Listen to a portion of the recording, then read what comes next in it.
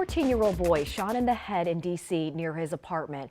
Now his mom is struggling to find a new and safer place to live. Jaden Mejia has been in medical facilities since he was shot in September of last year in Northwest D.C. And for the first time since this happened, we're hearing from his mom. She's only talking to our Jess Arnold about her struggle to find a safe place to live.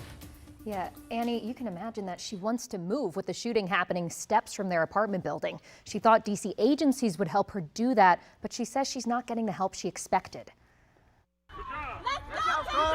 14-year-old Jaden Mejia should be on the football field, his mom yelling.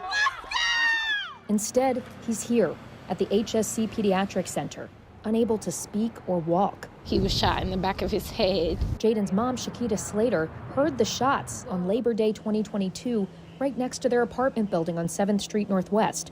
Police are still searching for the shooter. He was just in the wrong place at the wrong time. But that wrong place was at their home.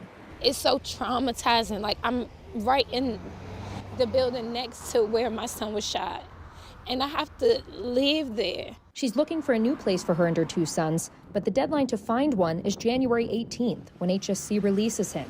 Slater says it's been tough to find because it needs to be ADA compliant and have space for Jaden's supplies. Right now, he's wheelchair bound, with limited consciousness and limited use of like his limbs and stuff, a trach, and then also a feeding tube. She's got the emergency moving voucher from DCHA, but she says other agencies haven't been as helpful, like the Office of Neighborhood Safety and Engagement and a community organization funded by Building Blocks DC. Everyone was telling me, like, don't worry, you'll get the help, but I'm not getting any help. Building Blocks' online description says its core is connecting residents to mental health services, stable housing, and other critical supports. She thought the group they fund would help find that stable housing, but she says they haven't been responsive. I had a specialist who was working with me, but who didn't, get anything done. I reached out to the Office of Neighborhood Safety and Engagement. Director Delano Hunter sent me a statement saying its Family and Survivor Support Program helps those who need assistance dealing with trauma, grief, and loss, and navigating new financial and logistical burdens. He goes on to say that a 2022 Building Blocks grant funds short-term emergency hotel stays or financial support for relocation to families directly impacted by gun violence who have urgent safety needs. Slater says she was offered a hotel room, but beyond that, has not received permanent housing assistance. DC is known for being resourceful, but I don't feel like we have programs targeting these type of things. She wants to focus all her energy on caring for Jaden as she faces the daily reality that he's not who he used to be. His energy was like so magnetic, and like he was just a joy to be around. I miss that every day. You can just hear that heartbreak in her voice.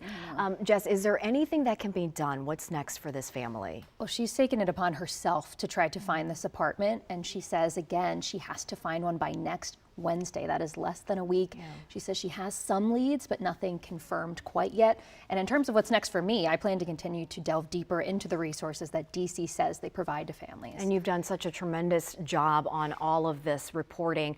I understand that Jaden is not the only child or young person in that neighborhood impacted by violence. Is that right? Yeah, his mom told me that he had multiple friends who were shot and killed just from that area. Remember Blue Brian? He was a 13-year-old who was shot in the summer of last year. She said that he was friends with him. So this is clearly impacting the wider community. And in terms of hearing from DC government, I know everyone wants to hear more about what they have to say. We have that full statement online on WUSA9.com. Jess Arnold, thank you. Thank you for all that you're doing.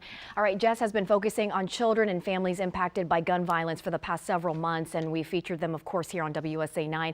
It's her series, Kids in Crisis. You can watch it right now on our new streaming app, WUSA9 Plus, or for Roku and Amazon Fire TV.